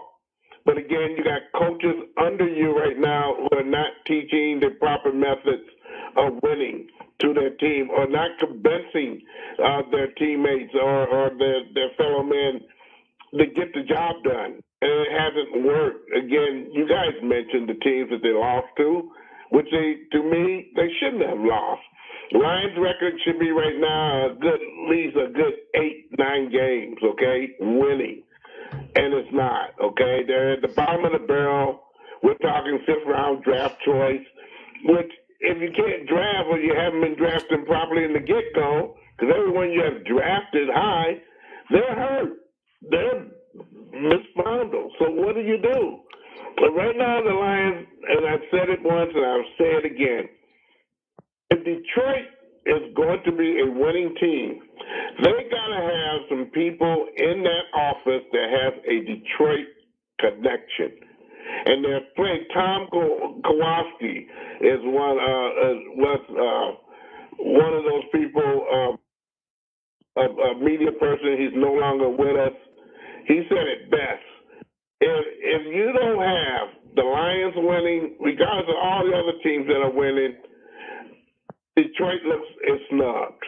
So the Lions got to start doing their thing here. And right now, the best way to do that is get some people who are connected with the city of Detroit. Players, there's a lot of players that I see every single Sunday that I go down there who are still connected with the Lions. They got to do some doggone better judgment and getting some people who can get the job done. Joining us, hang on, go ahead, EJ. Let me ask you guys a quick question. This will be an unpopular opinion here. With the way that the pro game is changing with guys like Lamar Jackson, Deshaun Watson, Patrick Mahomes, Russell Wilson, these kind of mobile quarterbacks leading the way, is it time for the Lions to move away from Stafford? Is it time to go away from that prototypical pro-style passing offense and bring in this hybrid format? What say you? Yes, get rid of Stafford, go a different direction. Butch? I've been said that a long time ago. Yep. I have always looked for mobilization, and Stafford's more than capable of being a lot mobile than what he is there. When he first came here, I mean, this guy was running around with a broken leg and stuff there, running on the field and whatnot, and they were winning, okay? There's very much so a lot of opportunities where I see the whole field, and Stafford could run, get first downs, or maybe run till he gets tired, like Forrest Gump, okay, running out the tunnel. And he's not done it. He's sat back there in the pocket and throwing balls, and from the left side or the right outside. He doesn't challenge the middle very well. And that's where I think the Lions stink right now there. They don't go charge that up the middle here. And when you don't do that, many teams can just play zone and wait for you to make a mistake. And in most cases, the teams get that. And they live happily ever after, okay? Detroit has to do a better way of doing things. So, EJ, that's not a stupid question. Joining us here in studio, gentlemen, host of the Game Sports Show from Soo, Ontario, and co-host of the game, Dave McCaig. Kegger, thanks for coming in to ESPN 1400 and joining us on the game. Thank you, Scotty. Hello, fellas. Yes, we got the band. The gang is back. I got to say, Scotty, no, keep Stafford. Give the guy a running game, but that's all I got to say about the Lions. Okay, well, there you go. So that's enough on the Lions. So, well, let's do one more topic here, Dave, and we'll give you first crack. It's my turn to throw out a topic. We'll take one more break here in hour two. We'll keep it going. Well, let's kind of piggyback on EJ's topic about the Lions and just talk overall what I usually like to bring up this time of year. It's just your thoughts on NFL yesterday and over the weekend. We have a game tonight, Philadelphia and the Giants. Yikes. Philadelphia a chance to get into first place with 6 and 7, but just some of the things that you saw yesterday. We had a really good game in New Orleans with San Francisco and the Saints putting up a boatload of points. Baltimore, Buffalo, another big matchup. Kansas City, New England. So Dave, we'll go to you first, and then we'll go to EJ and Butch and myself, and we'll go to the break. NFL Week 14, what's on your mind? Oh, the 49ers and Saints game, that lived right up to the hype, let me tell you. I know that was my pick for game of the week, and it did not disappoint that it was the game of the week. And that was an electrifying game. It was high scoring going into the half. Okay, this game was just pure action-packed. And all week, you even had the Bills put up a pretty good, decent fight against the Ravens. I know they did a better job than the Packers did against the Ravens. So those Bills Mafia looking more for real, will I say, and the Bears beating the Cowboys. Ouch. Okay, Cowboys fans, it's time to start raining on your parade thinking this team is going to do something this year. You know what really grinds my gears, though? This team is still one of the top teams in the division. That's another issue. Bad division. Nonetheless, okay, the Bears defeated you. There needs to be some cleanup in Dallas, but I don't think that will occur until the offseason, given the circumstance of how bad the standings are. The Falcons beating the Panthers. They doubled up the points on the Panthers, and they actually contained Crispy McChicken, I like to call him, Christian McCaffrey for the entire game. The Chargers absolutely whooped the Jaguars, which I'm not really surprised, but the game that I liked, the Chiefs beating the Patriots. You liked baby. that one, didn't you? I did love it. Okay, 23-16. Okay, and Patrick Mahomes, 283 yards, 1 TD, 1 interception. He wasn't a big part in that game, but I got to give credit to the Chiefs defense. Overall, in the whole week, I'm very proud, though, of my Pittsburgh Steelers. Still finding ways to win football games, okay? By the way, I know other people are going to talk about this, but Tennessee is looking very scary. But I know other people are going to jump into that, so I won't steal too many people's thunder with stuff. But Quinn Hodges is really doing decent. He's not throwing up 300 yards a game, okay? But you know what? He's getting a lot of support from Snell. He's getting a lot of support from White Jr. did great. You have a Steelers team right now that is getting a lot of, let's say, parity with the football. Johnson, you have Washington, you have Kane, Samuels, all these guys that are doing great, and the defense really stepping up, has been really containing and getting the Steelers wins. 8-5 now, Pittsburgh. When Big Ben went down and Rudolph struggled as much as he did, I didn't even think Pittsburgh would come close to making the playoffs. And you know what? They're in the conversation to be a wild card team, and they are currently in the right spot to be right now. I don't think it's going to be a long playoff run if they get there, but overall this week in the NFL is just pure excitement, and I can't wait as the future weeks come up. EJ Russell, your thoughts on NFL Week 14 before we go to Butch? Well, I feel like somebody out of the four of us told y'all to pay attention to the Tennessee Titans. They got a shot at winning the division here. And have gotten quite the spark from Ryan Tannehill. And I'm not saying that this is a team that's going to go out and beat the snot off of, a New England or a Baltimore or even a New Orleans, Seattle, or San Francisco. The Tennessee Titans have found that spark with Ryan Tannehill coming in. Had a great game through for 3 touchdowns, 1 interception last week. But I think that the piece for them that they've been getting that really makes a big difference has been Derrick Henry. This is a guy that in the past had struggled to produce in the ways that we thought that he should. And now he's getting pretty good at getting 100-yard games. He's pretty good at making sure he puts the tutty on the board every single week. I mean, this is a guy that in fantasy is absolutely racking up the points for those that play. He is one of the main reasons why the Tennessee Titans are being successful. I'm not saying that the quarterback has nothing to do with it, but the fact that Derrick Henry is running the football as exceptionally well as he has been this year, he is the reason that they're continuing to have success.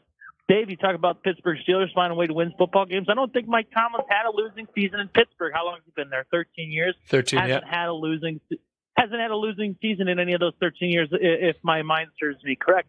This is a guy, some people want to make fun of him when he says the standard is the standard. Well, the standard is the standard in Pittsburgh, okay? And they don't shy away from that. Their standard is winning, okay? And they have always found ways to do that, including finding ways to beat my Cleveland Browns and splitting that series this year, which was very important to either of those teams, whether it be the Cleveland Browns or the Pittsburgh Steelers, to try to win that series and sneak away to have a shot at a playoff run or have a shot at a division crown. So Pittsburgh, Mike Tomlin, I want to give him the majority of the credit there, just because no matter what pieces they've inserted into that lineup, they have found a way to win the football game. Los Angeles Chargers finally putting up a beatdown on somebody, scoring as many points as the team looks like they should have going into the year. Good for them. Really surprised by Denver's play to come out and beat Houston. But I think the one place that needs to be starting to have concern about the way that your team is going to have success the remainder of this football season and going into next year's Indianapolis Colts. You got off to a good start. You had a nice run, and now all of a sudden the pieces aren't getting put together in the way that they should be. Okay, there's reason for concern there. Buffalo-Baltimore game was absolutely fantastic. Buffalo's for real. They played a fantastic Baltimore offense, best offense in the National Football League this year. And that, like Dave said, the Bills Mafia show up, and they know how to perform. They were even chanting MVP after that game, though, with Lamar Jackson throwing for 3 touchdowns and running in for 1. So keep your eyes out. Okay, there's more things that are going to happen these next few weeks. Keep your eyes peeled on Tennessee. Watch to see what Seattle and San Francisco do. And when we get to the playoffs, I don't think many people will be surprised who's in the AFC. The NFC, though, the rankings are going to be the part that I'm curious about. Gentlemen, we've got to take our bottom of the hour break here on the game. When we come back, Butch and I will give our thoughts on Week 14 of the NFL. That's coming up next on the Twin Sault's only local, regional, and national sports show, The Game, ESPN 1400. It's Guido again from Guido's Pizza with the holiday season again and time to gather around family and friends. So think Guido's Pizza, where we have 10 different flavors available daily and 5 different sides that include our famous jalapeno popper bread, wings, subs to complete any meal. And don't forget about our famous Big G, 16 slices with 5 cups of mozzarella and a monster cheese. Then we pile on the toppings just the way you like them. Call ahead for fast pickup at 635-0066 or order online at guidosapizzasoo.com. And remember, Guido's loves you. You know that sinking feeling when you lock and shut your car door just as you realize your keys are still in the ignition? Time to call Superior Towing. Nick and his crew are there for you. You have to get to work. Your car won't start. Superior Towing is your call for 24-hour damage-free towing. Call 632-0144 for lockouts, jump starts, fuel delivery, tire changes, breakdowns, or if you're just plain stuck. Superior Towing will get you back on the road. Call them at 632-0144. Serving all of Chippewa County for over 15 years. Let's get back to the Twin Sault's only local, regional, and national sports show. Let's get back to the game on ESPN 1400. Welcome back to the game on ESPN 1400, also heard online at thegamesportshow.com. 7:33 on this snowy Monday night. Scott Nason along with Dave McCaig here in Sault Ste. Marie, Michigan. We're continued to be joined by EJ Russell from Escanaba, Michigan, and Butch Davis from Metro Detroit. We're right in the middle of our topic. Butch, it's your turn as far as your thoughts on NFL Week 14. We certainly covered the Lions. What other things did you see, and what are some of the things you're watching in the National Football League? Well, I didn't see much of it, but Los Angeles Rams put a hurting on the Seattle Seahawks on Sunday Night Football there. That we didn't mention them, but I did. Mention them now. San Francisco got that particular division wrapped up. To me, Seattle's still in the playoff hunt there per se. Let's talk about the Titans and the Pittsburgh Steelers there. You know, I'm looking at this little column here saying the Steelers may catch a break if the Ravens rest their quarterback in Week 17. You think that's possible with the kind of season Jackson is having for the Ravens? Would they do something like that in order to kind of see how the juggernauts spool out? I know the Titans are doing very, very well. We haven't mentioned their defense at all, but along with Henry and some experience from Tannehill doing very, very well, and some characters on offense of receivers, their defense has been very, very good. Their defense has kept them in games week after week, regardless of win, lose, or draw. The defense has been very well. The Steelers, per se, you guys didn't. Y'all said a lot of good things about the coaching staff, and it's really important with all these teams that have some success right now. They seem like when it's an injury or something of that nature, they can bounce back and still make the game very competitive and worthy of wins and whatnot there. And that's what we're seeing off some of these better teams. Steelers haven't had that problem. Again, they've lost a lot of players, and still Tomlin has found a way to motivate his players to come out there and do the very best it can be. Maybe that's why we're all dropping our head with the Detroit Lions. That's not happening. But again, it's phenomenal. The final weeks and the last 2 weeks of the season, we'll probably find out who's who and what's what. But again, right now, the games on Tony has been very, very good indeed. There, I can't be complaining about really any of it right at this point there right now. There, you know, you just want to see and decide. Even Minnesota, they look very, very well, and a lot talk about Green Bay. We haven't mentioned them as of yet there. Let's see how they feather and weather the storm with a Minnesota charging right now and playing some of their best football. Yeah, you guys all hit on some very good topics. Looking at the playoff picture, I want to talk about that a little bit, and it's interesting to see how one game can change the entire playoff picture in the NFC. With that win at New Orleans, I agree, Dave. That was just a fantastic game, and you know, Jimmy Garoppolo, you can't say enough about him just winning. I mean, he just wins. You know, sometimes he may only throw for 150 yards, but they win. And times where he needed to score 48 points, they do that. You know, San Francisco's the 1 seed. They still got to go up to Seattle and play them. And if Seattle would to run the table and finish tied, they'd own the tiebreaker against San Francisco. And that's big because that the difference from a 1 to a 5 seed. So Seattle with that loss, and I agree, Butch, the Rams look good. They're going to have a tough road to hoe to try to catch Minnesota to get that wild card spot, but they have a chance, and they look good last night. Seattle's now the 5 seed. They'd have to go to Dallas, which I guess maybe they wouldn't complain too much that they get Dallas in the opening round, but you don't want to get the opening round. You want to get one of those 1 or 2 seeds. Green Bay right now in the 2 seed, but they got to go and play up at Minnesota in a couple weeks. And so that one will likely determine who gets that one. And so the Saints with the loss, they go down to the 3 seed. They're going to win the division.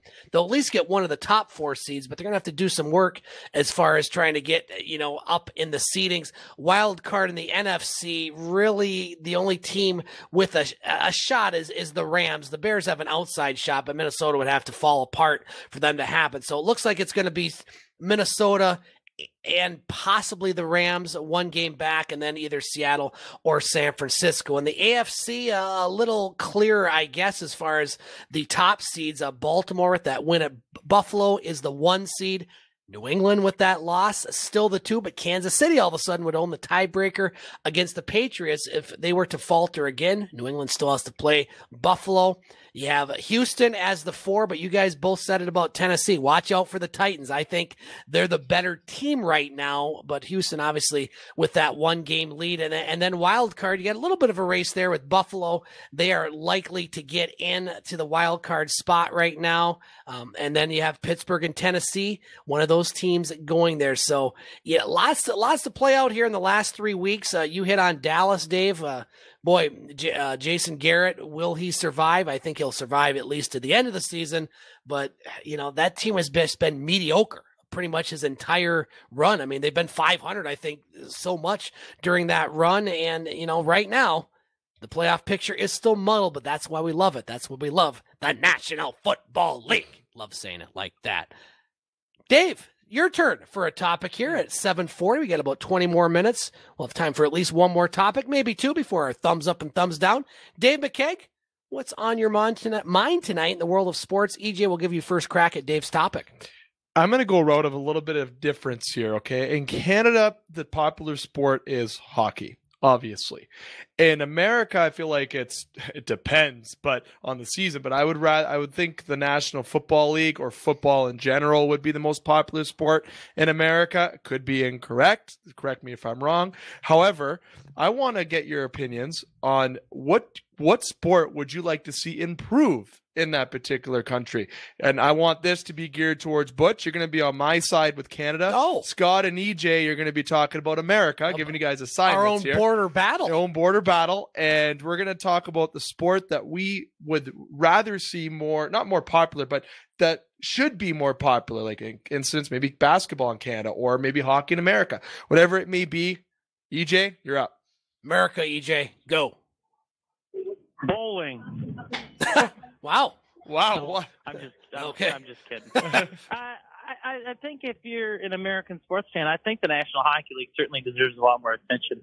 And I think that the problem with trying to grow hockey as a national sport in the United States is very much as a geographical thing. Half of our country physically does not see snow in a calendar year, let alone ice.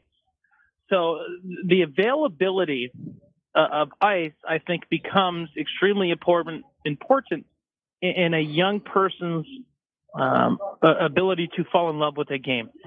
Internationally, the biggest sport in the world is soccer. Why? Because anybody can afford a ball, put 2 trash cans down, and kick it between the two goals. The availability of soccer throughout the entire world is incredible. Anybody can play it.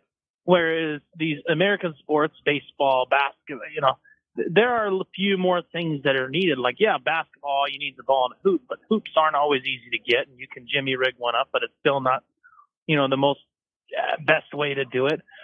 Baseball, you got to have enough room to pitch, hit, catch, and run, as well as throw. And then you look at hockey as a sport. Hockey's not something that you can just do in your backyard in the middle of winter. Unless you have, a pond back there. And if you do, you still got to go out and clear it, and there's work involved. And for the most part, as a kid, I didn't want to do that. And I played hockey, and I had a pond in my neighborhood. I didn't want to go clear it out. If we can find a way to make hockey more affordable to the average American, I think that the sport can catch on, because there is a lot to it. There is a certain beauty to the game, and those that follow it and love it are passionate about it, right? And we try to make sure that we do catch every game. I had such a blast covering Soo High versus Escanaba this last weekend. Why? Because I genuinely love hockey. I enjoyed most of all sitting above and just listening to the coaching from Rick Racky. And my point that I'm making is once you fall in love with that sport, you're hooked. And if we can find a way as Americans to make it more available to everybody else and make sure that it's a sport that people understand, I think that it could definitely catch on. Representing the country of Canada, dual citizen, Butch Davis. Butch, Canada, go. Oh, my goodness. You didn't put me on the spot, kid. Living in Canada, there's a whole heck of a lot of things that intrigue me. I mean, that's the spacious land that is available there. Me going into London, Ontario, and Chatham, a whole heck of a lot of time. It was nothing for people to talk about hockey. And you wasn't playing hockey, you were roller skating, okay? You were on wheels or on blades. So it's very easy for me to say that, hockey is going to be a favorite sport in Canada. Hockey is becoming a very good sport in the United States per se, especially on the West Coast, especially down south, okay? You wouldn't expect it, but down south is catching up with us in Michigan, in Minnesota.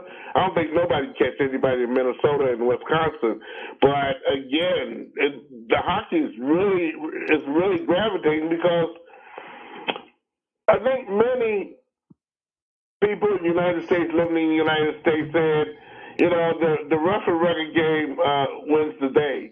Now, I don't think anymore that football is the number one sport. I think basketball has overtaken them for miles and miles and miles, and baseball is a second go at it.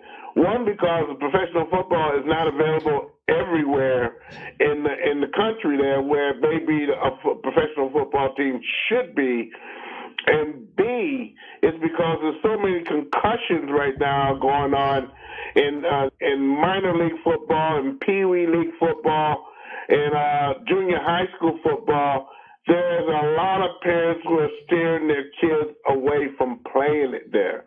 Now, down south, that would not be the case, but here right now, across the Mason-Dixon line, there's a lot of parents that right now they're pulling their kids out of football there for various reasons. I think the National Football League has a lot to do with that, with the safety of the game, and especially exporting the game in neighborhoods that really and truly don't have a professional football team in their neck of the woods there. Alabama, we can talk about Louisiana will be one, but again, you have the Saints there, and that takes up the gambit in there. But again, Mississippi is another state that basically has some very good minor league hockey teams and whatnot, and some very good junior and midget football hockey teams, and you don't get to hear about it. The West Coast, once upon a time, had nothing going on. But when Wayne Gretzky hit the town in Los Angeles, all that changed. California is one of the leaders right now. Matter of fact, it's number one in the country of hockey being played in that state or in the country, okay? So, I want to take the Canada way about it as right now hockey is a very, very good sport, especially when it comes down to Stanley Cups. Nothing beats that at all. I'm sorry to say, but nothing beats the Stanley Cups. We're going to take our final break of the night on the game. When we come back, myself and Dave will tackle a very interesting topic. You are listening to the Twin Sault's only local, regional, and national sports show. You're listening to The Game on ESPN 1400. Tequamanon Area Credit Union's Holiday Loan Special is coming to town, and you're going to love how it fits your budget. Take advantage of this low 3.9% APR for up to 12 months. Think of all the holiday good cheer you could spread with terms like these. This holiday season, stuff more stockings, and while you're at it, fill your own. A special holiday loan offer from Tequamanon Area Credit Union. To us, it's always personal. Mike and Vaughn of TC Boat Works in Cedarville invite you to visit the full-service marina and see their expert restoration, maintenance, and mechanical services of both wooden and fiberglass boats. TC offers dockage, gas, and a marine supply store with seasonal dockage outside or covered on site. TC Boat Works will maintain your craft in season, then store indoors for the winter. And TC is now an authorized Suzuki Marine dealer. Like them on Facebook or visit tcboatworks.com or their 2 locations in Cedarville and Hessel. You can catch podcasts of The Game at thegamesportshow.com. Now let's get back to it with Scott Nason here on ESPN 1400. 7:47 on The Game on this Monday night, the Twin Sault's only local, regional, and national sports show. Scott Nason, Dave McCaig here in studio, EJ Russell and Butch Davis on the phone, and we continue our discussion. We're final topic on the roundtable before we have a little more time to get to our thumbs up and thumbs down. A lot of times we rush through that, so I want to have enough time to get through that tonight. And Dave, remind listeners of our topic. We've already heard from EJ and Butch on their thoughts. Remind the topic, then I'll give it a shot for good old USA. We know that the most popular sports in each country is, in particular, Canada and the United States. Hockey, Canada. I said football with the United States. Could be right or wrong. I want to say, from your perspective, I've already got EJ and Butch's perspective. Now, you representing Team USA, America. Scott, about what sport would you like to see emerge as another popular sport in your country? Well, I don't think there's any surprise. Anybody that knows me and the sports I like, and I agree with a lot of what Butch said, and EJ as well. I mean, hockey would probably be the other sport that I like to see, but it has grown in a lot of areas, like Butch said. So I think you guys both hit on some key topics there. But the one sport that really I fell in love with, I liked it early on, but I wasn't exposed to too much soccer or football, as they call it around the world. But when I moved over to England, when I was in the U.S. Navy stationed overseas, I got to live there for 3 years. And it's one thing to watch soccer from afar. It's another thing to live in that area and be part of the culture that is soccer. And it's so unique to any other sport. I mean, living in that part of England, I adopted Chelsea as my team, a team that was not doing so well, actually, when I was over. This is back in the early 2000s, just after 9/11, actually. I was over there when 9/11 happened. But just to see the passion that those fans have for the beautiful game. And when the national team would play, we were advised as sailors not to go out when England played, because you were in a pub and England lost.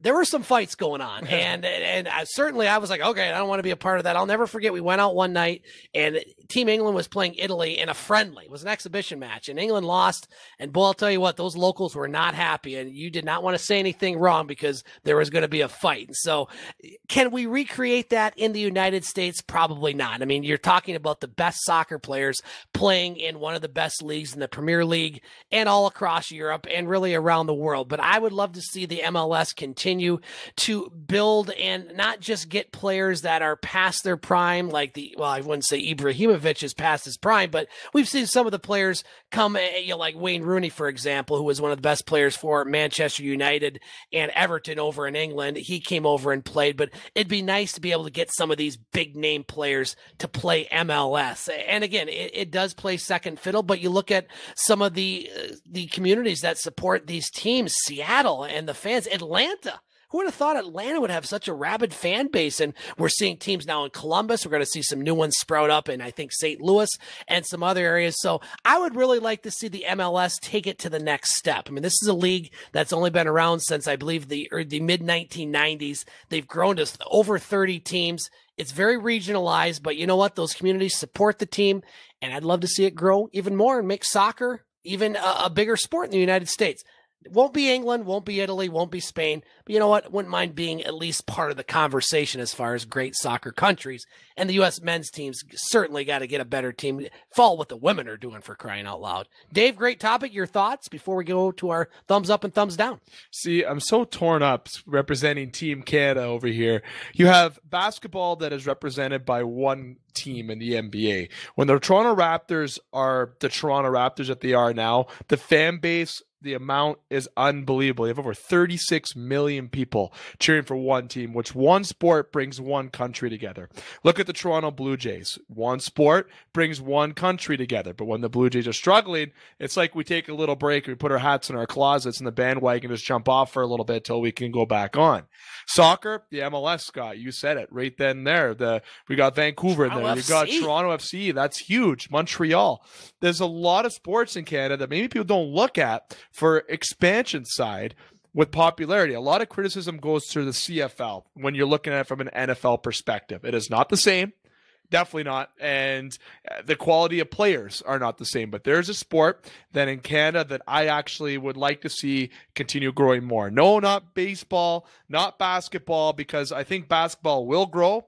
I think Vancouver's already had a team, however, and I think as the Raptors continue to do well, that will grow. And we've already proven how loyal we can be to that sport, same as basketball and same as soccer.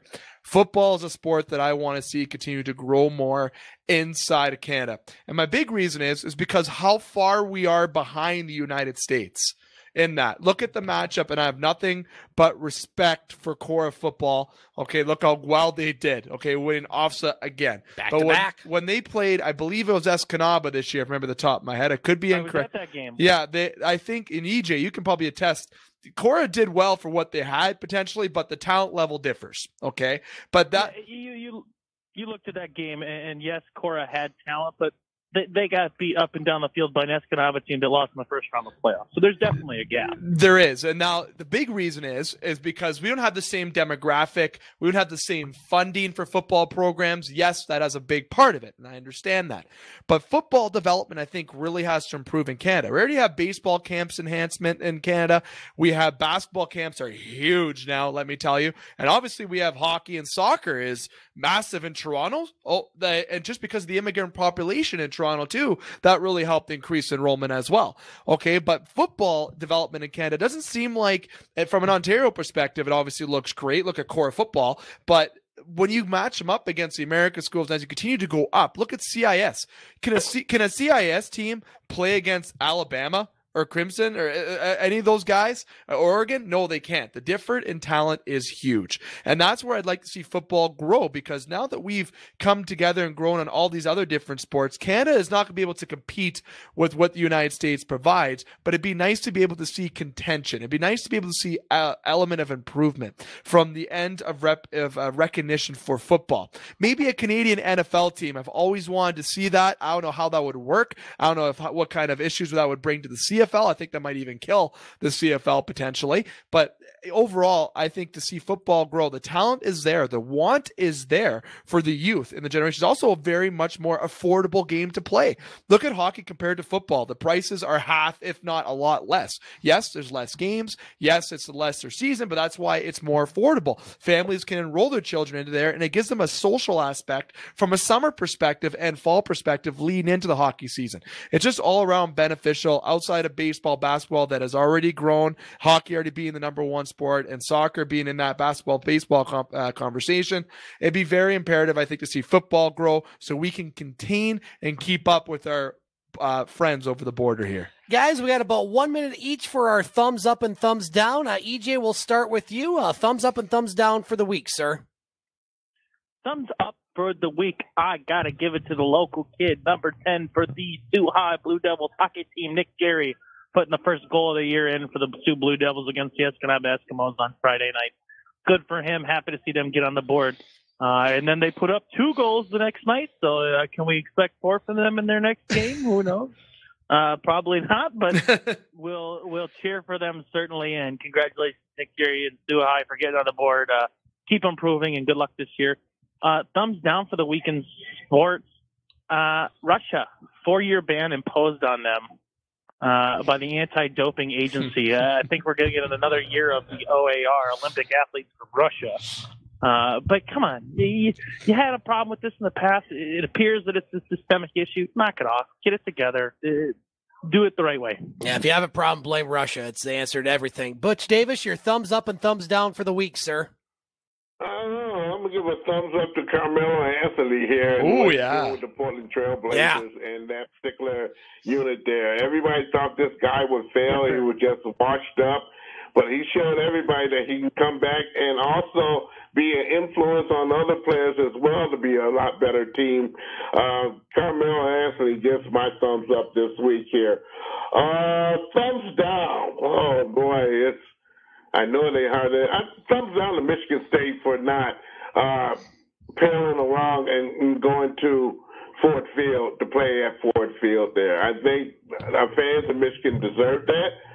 Michigan State did not have that ultraviolet great season per se, I think they would have did Moorfield and that foundation a world of good in being able to sell out a stadium which Michigan State would have been more than capable of doing, but didn't take that route there.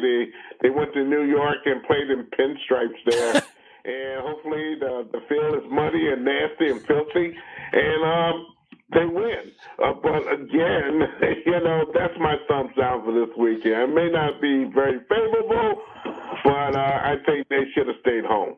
Thank you, Butch and EJ. My thumbs up just for last week. I had a chance to broadcast some games and on some stations that I never have before, filling in for Dave Watson, Matt Pocket, and David John. I got to do this show Monday, Soo High girls basketball Tuesday, Laker men's and women's basketball on Thursday, and EUP Game of the Week girls basketball Friday. A lot of fun. Hadn't done some of those sports in a long time, and so thank you for the opportunity to do just that. And thumbs down, Detroit Lions. I mean, it's every week now at this point.